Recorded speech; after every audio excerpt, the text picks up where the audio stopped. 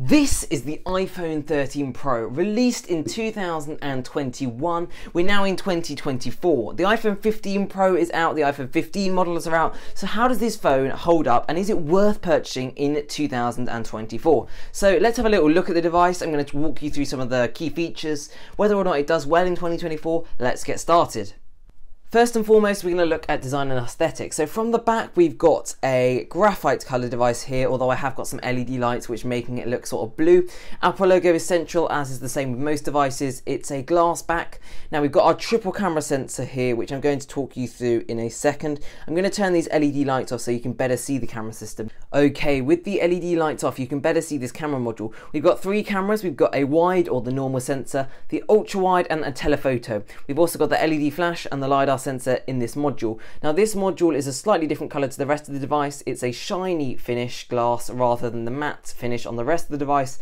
That's just a design choice. It's quite a nice camera. I like the fact it's got some substantial area to it. I like the fact it comes out to pretty much over halfway on the device, and it feels like you are getting a camera with your phone rather than just a phone with a camera. As with all modern iPhones from the iPhone 12 and newer, we've got the boxy squared off sides. Now on the iPhone 15 models, this has been changed to be slightly curved, and it's also made out of titanium, whereas this is made out of stainless steel. It's hard to see here, but the fingerprints, it's a fingerprint magnet basically, so anytime you touch it, it is going to smudge, but most people are just going to put it in a case at the end of the day. If you're looking at the phone face on your right hand side, you've got the power button. On the top, it's absolutely nothing except antennas.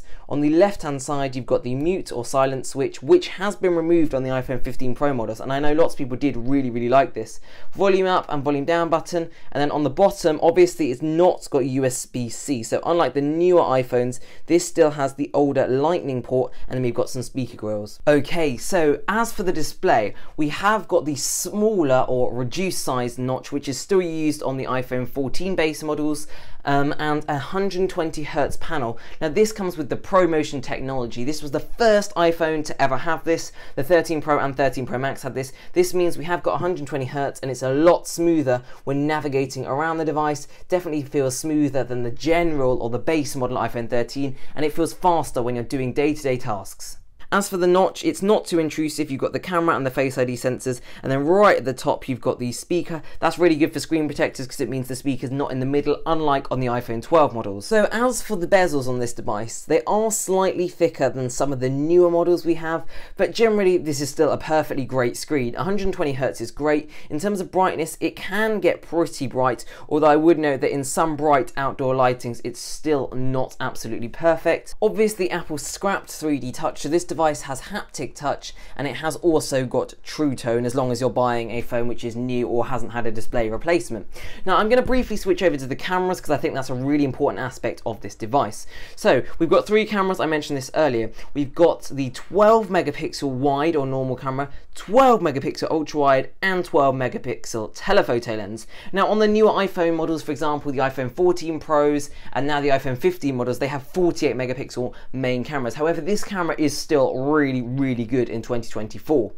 Now I've got a couple of photos to show you. They're coming up on this side of the screen because the camera seems to be overexposing these a lot. I've got some great photos from this device, and I really think the camera on this device is so good. As for video, you can film in 4K up to 4K 60. So if I go into the camera, when you go to video, you can adjust it up to 4K 60. So it really is good if you're taking any videos, whether this is just family videos, whether you want to vlog, whether you want to film YouTube videos. You've got some good customizable settings: 4K 24, 4K 30, HD 30 and HD 60, and then obviously 4K 60. So there's really good features. As for the camera app, it's just as good as any other iPhone. It's so smooth, so easy to use. You have got the macro feature, so you can see here it is focusing on the table. It's not that useful, but occasionally there might be something, maybe a flower, a plant you might want to take a photo of, and this is really good.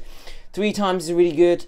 0.5 is pretty good. I would say the 3 times lens takes slightly longer to process than the 1 times lens, so when you're shooting far in the distance, that can be a little bit annoying. Now, a couple of great things about the camera is the fact you've got night mode, deep fusion, and smart HDR4. So in night mode, you're going to get some great photos. Now this automatically turns on, or you can turn it on yourself, but it will come on in dark scenarios when it can take a better photo. So if I cover the camera, you'll see the dark mode icon comes up. It's really good when it's night at taking bright, good photos that don't look too fake.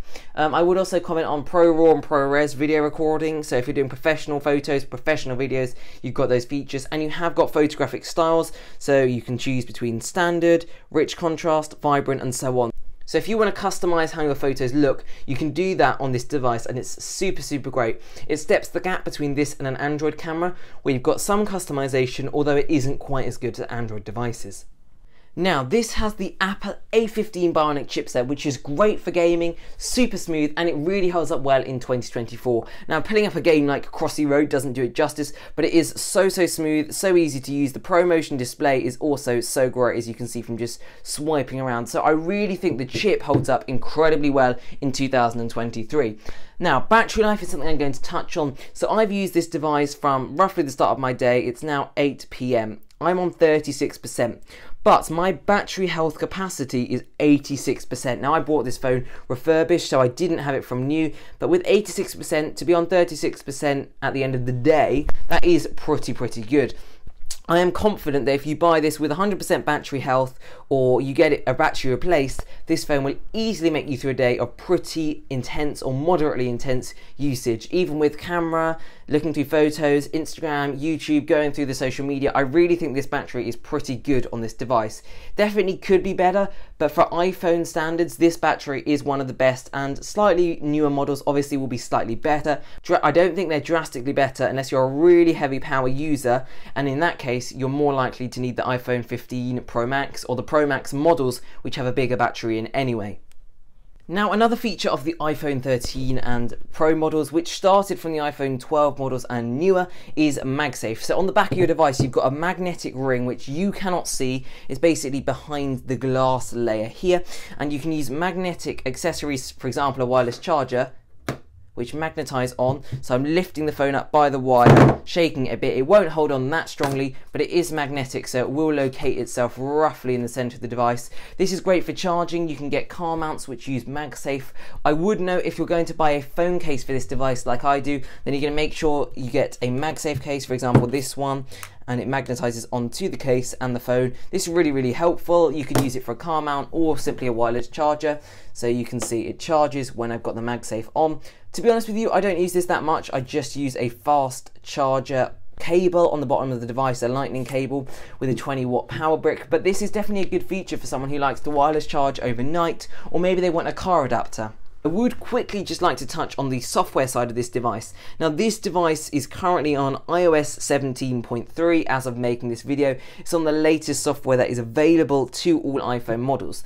Now, iPhones tend to get 6 to 7 years of software update. Now, obviously that is subject to change, so it could be that it only gets 5 years, but if we pick 6 years as the year that it should be able to get, then this phone could be getting software updates until 2027, which is 3 more years from now. So it will be getting software in the near future and in the further future, which is super great. This should reassure buyers that they will be getting software in the future. Bear in mind, when you buy some Android phones, you don't even get 3 years when they're brand new, so that definitely is a great thing to note about this device. I would also like to say it's got an IP68 water resistance and dust resistance rating, so obviously you're not meant to take it in the water, but it should be okay if it gets some rain on or it gets slightly wet. It should still be able to survive. After talking about future-proofing with the software, I would also like to mention it has got 5G. That's really great. As we move into future Wi-Fi or data speeds get faster, this phone has got 5G, which is super great. That should yet again keep it better for the future. It means it's more future proof. It's going to get software, it's got really good cameras, it's got pretty decent battery life, it's got 5G.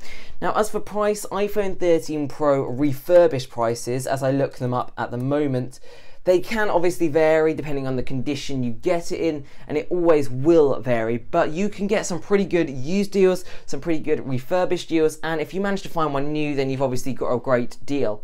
Some devices in good conditions can be around £400. You may be able to get one in excellent condition for £450. So yeah, it does vary, but you will be making a big saving, almost £500 versus getting the 15 Pro. And these cameras are great, this battery is good, the screen is almost as good.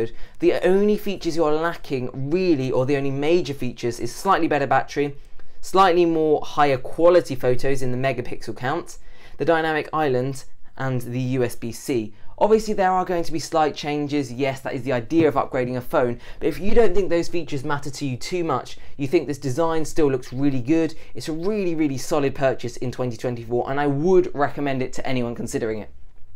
Thank you so much for watching today's video. I hope you've enjoyed. I hope it's given you some insight into how this phone is in 2024 and the fact that I really would recommend it for anyone interested in purchasing it. Thank you very much for watching and I'll see you in my next video.